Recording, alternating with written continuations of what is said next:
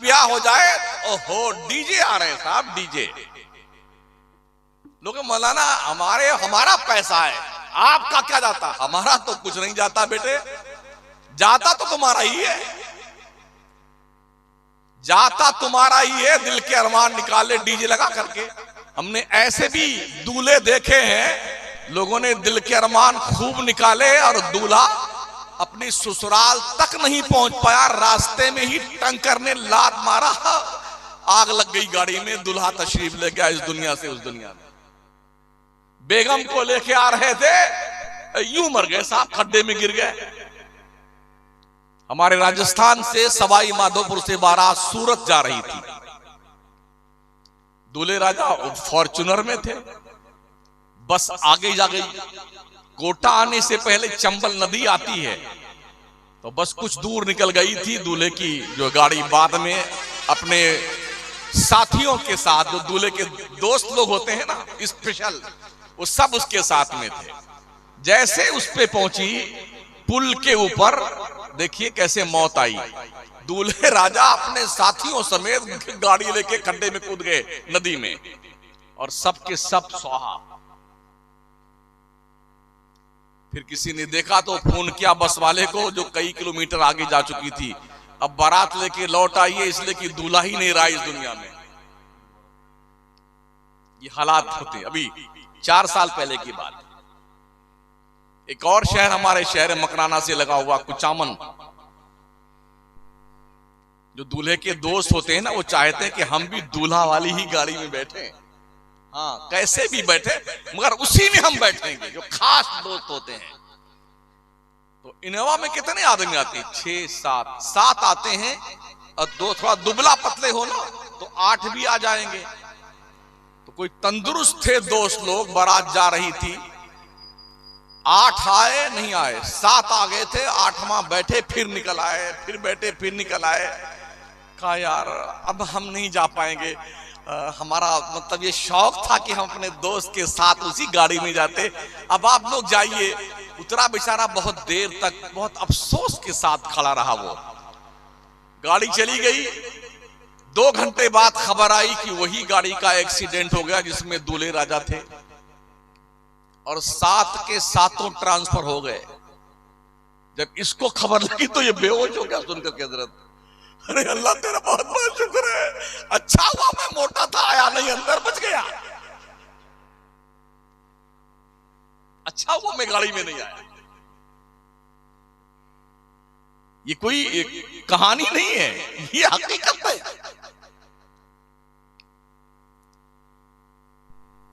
इसलिए हमें बहुत कुछ सोच करके जिंदगी गुजारने की जरूरत है। डीजे ला करके आप क्या बताना चाहते हैं? हमारे शहर मकराना में कोई डीजे लाके बताए, उसकी ऐसी तैसी कर दी हम लोग। किसी का बाप निकाह नहीं पढ़ाएगा उसकी।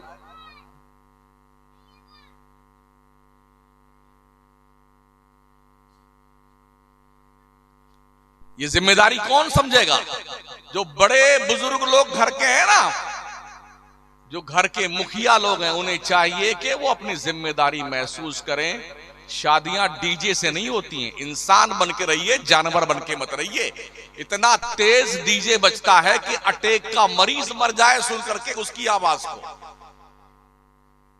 एक अच्छा खासा मुआशरा एकदम बेचारा इतना ज्यादा प्रभावित उससे हो जाता है, डर के खौफ ज्यादा हो जाता है, उसकी आवाज कान में लोग उंगली ठूस लेते हैं, इतना तेज बजाते हैं लोग डीजे। तो क्या मतलब ये डीजे बजा के तुम पड़ोसियों को तकलीफ देना चाहते हो? इस्लाम तो ये कहता है अगर रास्ते में कांटा पड़ा हुआ है तो उस कांटे को हटा दो, इस नीयत से कि किसी को चुभ ना जाए। अल्लाह इस कांटा को हटाने पे तुम्हें सदका का सवाब अता फरमाएगा। कोई पत्थर पड़ा हुआ है, उसे इस नियत से हटा दो किसी को ठोकर लगकर तकलीफ ना पहुंचे, अल्लाह तुम्हें सवाब देगा। बजाय सवाब लेने के अच्छे खासे मुआशरे को शोर मचा करके डीजे का उसकी नींद हराम करते हो। कितने बड़े जालिम हो तुम लोग। हुकूमत की जिम्मेदारी इस एंगल से बनती है कि डीजे पर सामूहिक तौर पर पूरे मुल्क में पाबंदी लगनी चाहिए, इसलिए कि डीजे किसी एक विशेष वर्ग के लिए नहीं है, बल्कि पूरे मुल्क को प्रभावित करता है और अपना असर छोड़ता है। मरीज को डीजे नहीं देखता कि हिंदू मर रहा है कि मुसलमान मर रहा है, उसे मरना ही है उसकी आवाज पर। ये सोचने की जरूरत है, और ये सोच कब आएगी? जब आप पढ़े लिखे होंगे तब। हमारे यहां पढ़ता कौन है? 12वीं पास करते करते बाई ग्रेस पास होता है हमारा मुसलमान। हाँ, और बाई ग्रेस पास होने पे भी घर में लड्डू बड़े। हमारा गुड्डू बाई ग्रेस पास हुआ है, इसको पता ही नहीं बाई ग्रेस किसे कहते। अरे धक्का मार के पास किया गया भाई साहब, मेहनत से पास नहीं हुआ है, बाई ग्रेस। इस पे क्या का लड्डू बांटते हो? मरारा के सादात का एक सेंटेंस है ना, आधी रोटी खाइए बच्चों को पढ़ाइए। जिस मुआशरे में तालीम नहीं होगी उस मुआशरे का इंसान जंगली जानवर की तरह होता है। पढ़िए, गौसे आजम फरमाते दरस्तुल इल्म हत्ता सिरतु कुतबा, पढ़ता रहा मैं, पढ़ता रहा, पढ़ते पढ़ते पोस्ट ग्रेजुएट बन गया। गौस पाक फरमाते हैं इस्लाम जिहालत का मज़हब नहीं है, इस्लाम असाक्षरता का मज़हब नहीं है, अज्ञानता का धर्म इस्लाम नहीं है। इस्लाम के धार्मिक पुस्तक कुरान का पहला मैसेज जब अल्लाह का बंदों के नाम आया तो क्वालिफिकेशन का पैगाम था, इकरा, पढ़िए। अगर आप पढ़ते नहीं है तो इसका मतलब कहीं ना कहीं फॉल्ट जरूर आप हैं। 12वीं तक बच्चा पढ़ते पढ़ते 14% मुस्लिम नौजवान ड्रॉप आउट कर जाते हैं, नहीं पढ़ना है। तो घर वाले क्या कहें? जाओ मुंबई चले जाओ, कलकत्ता चले जाओ, जाके कहीं किसी उसमें एक्सपोर्ट के कारखाने में सिलाई करना, धागाई काटना, और नहीं कोई नौकरी मिले तो टेबल साफ करना किसी चाय की दुकान पे, कुछ कमा के भेजोगे तो सही। जो उम्र पढ़ने की होती है उस उम्र में आपका बच्चा कमाने जाता है। एक ऐसी तहरीक चलनी चाहिए, गली कूचे में अगर कोई बच्चा खेलता मिले तो उसके हाथ पैर को रस्सी से बांध करके स्कूल में छोड़ के आ जाओ उसे। ओ दौलतमंदों और बुजुर्गों के नाम पर कव्वालियों का धूम मचाने वालों, लोगों शर्म करो। ये पैसे कौम के अनपढ़ बच्चों पे खर्च करो, अल्लाह का बंदा ज्यादा खुश होगा तुम्हारे इस किरदार से, ये कब्र में सोया हुआ है। सच्ची बात है। हुकूमत भी स्लोगन देती है, अंगूठा टेक रहे ना एक, गाय भैंस चराएंगे फिर भी पढ़ने जाएंगे, सास बहू एक साथ पढ़ेगी, महिला अनपढ़ नहीं रहेगी। ओ गंवार मुसलमानों, जाहिल मुसलमानों, अनपढ़ मुसलमानों, असाक्षर मुसलमानों, तुम्हें कब होश आएगा कि पढ़ना चाहिए?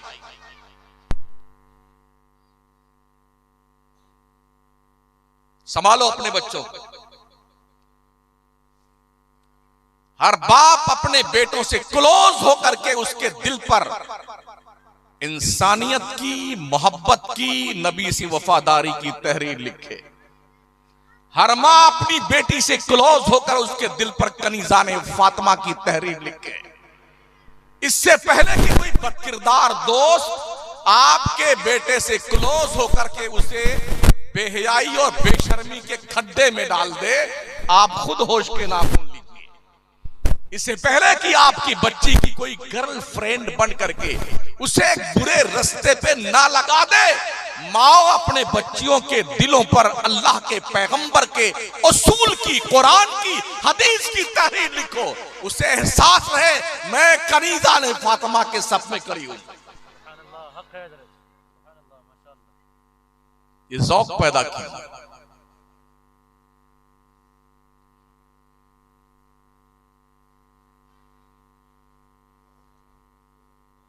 दोस्ताने मोहतरम, अभी आज ही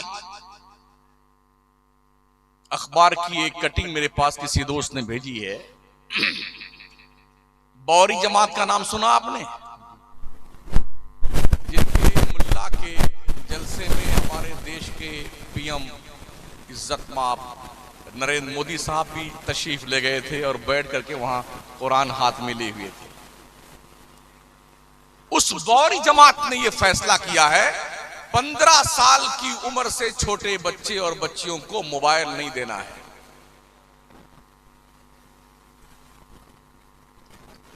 मोबाइल नहीं देना। क्यों? मोबाइल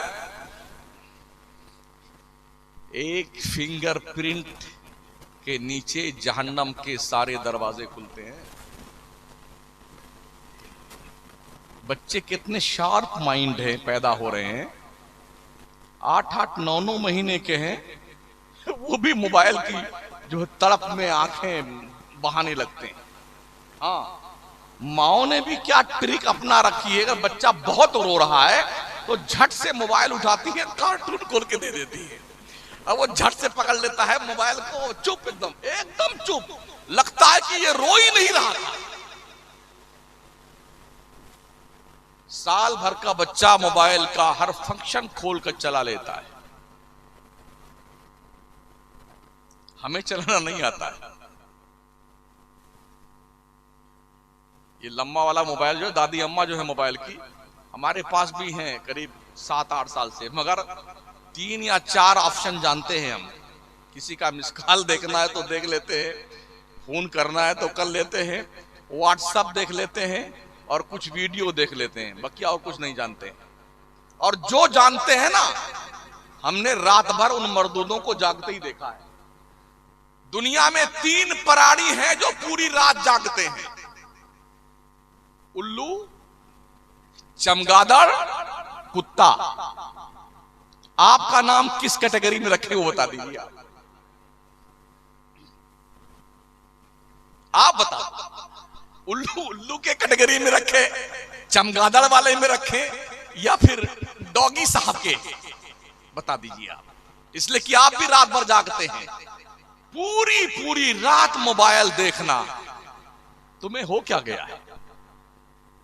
साइंस कह रही है इससे ब्रेन ट्यूमर होता है, ब्लड इंफेक्शन होकर के ब्लड कैंसर होता है ज्यादा मोबाइल देखने से। आदमी की आंखों की रोशनी खत्म होती है, आंखों का नासूर पैदा होता है। साइंस ये कहती है मोबाइल के जो रोशनी आपकी आंखों पे मुर्तसिम होती है, उससे आदमी जल्दी अंधा हो जाता है। क्या ये सारे तहकीकात आपके लिए कोई माना नहीं रखते हैं?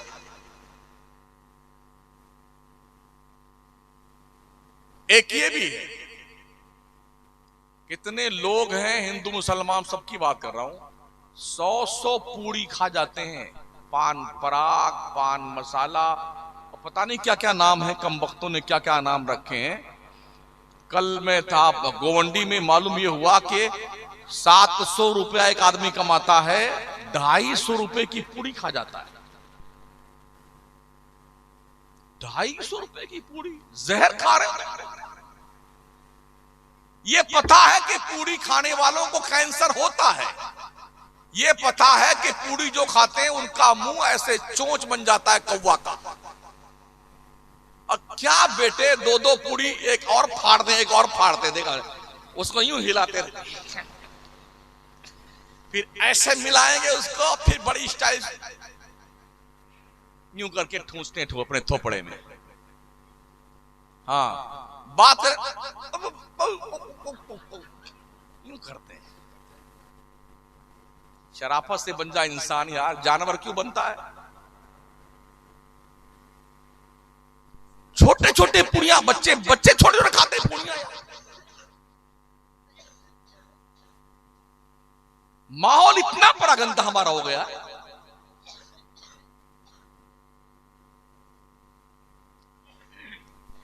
अगर आपने अपनी जिम्मेदारी महसूस ना की तो ये ध्यान रखना, ये नस्ल जो आ रही है ना, ये आपकी नहीं है, 2000 में अभी एक वीडियो किसी ने भेजा मेरे पास में, एक खूबसूरत बंगला बाप ने माँ ने सब मिलके शांत बड़ी कमाई के साथ बनाया था। मेरे ख्याल से कोई 1.5 से 2 करोड़ का बंगला होगा। आज की तारीख में उसमें कबूतर आराम फरमा रहे हैं। कोई अमेरिका है, कोई बर्तानिया है, कोई लंदन, कोई झांकने नहीं आता कि अब्बा हुजूर ने कितनी मेहनत से ये 2 करोड़ का बंगला बनाया था। ये हालत है साथी। खुश रहना सीखिए। आपके पास बहुत ज्यादा पैसा नहीं है ना, कोई बात नहीं। अगर हमारे पास रोटी खाने के लिए पैसा है, खुश रहिए इसमें। किसी से अपना कंपेयर मत कीजिए, यार ये अरबपति करोड़पति है, मैं गरीब आदमी हूं। अपनी गरीबी में खुश रहो यार, इसी में ठीक रहेगा आपका।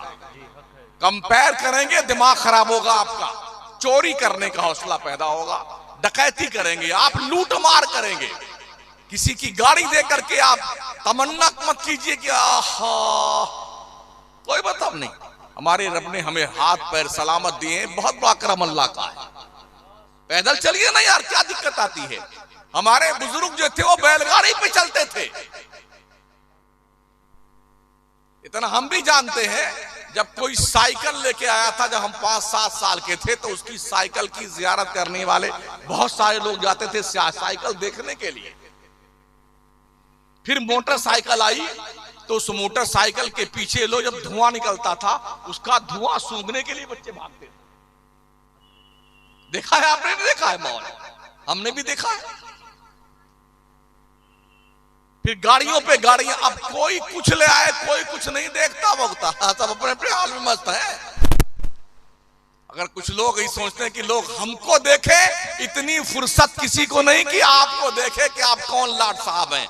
हर शख्स को अपनी पड़ी हुई है, 99 का चक्कर लगा हुआ है।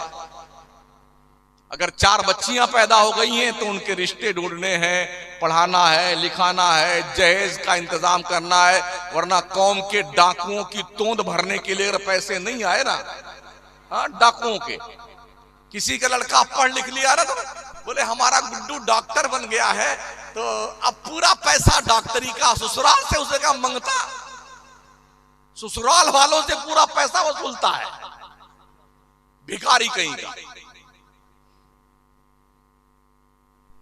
इतना गिर गया इंसान।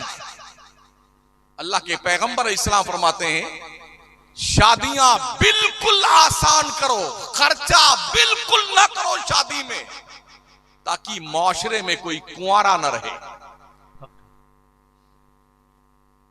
अल्लाह के नबी की बारगाह में एक सहाबी आए, कहा या रसूलल्लाह मेरे पास कुछ है नहीं, मैं शादी करना चाहता हूं। कहा क्या है? कहा या रसूलल्लाह हमारे पास ये अंगूठी है सिर्फ एक चांदी की।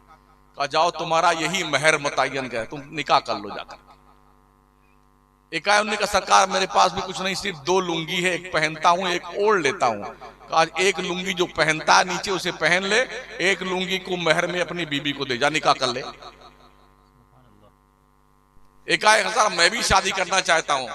कहा कुछ है देने? का कुछ नहीं। कहा कुरान शरीफ कुछ सूरतें याद हैं? हाँ सूरतें याद हैं सरकार। कहा जितनी सूरतें तुझे जबानी याद हैं उतनी सूरतें अपनी बीबी को याद करवा देना, यही तेरा महर है, जा शादी कर ले। माशाअल्लाह सुभान अल्लाह।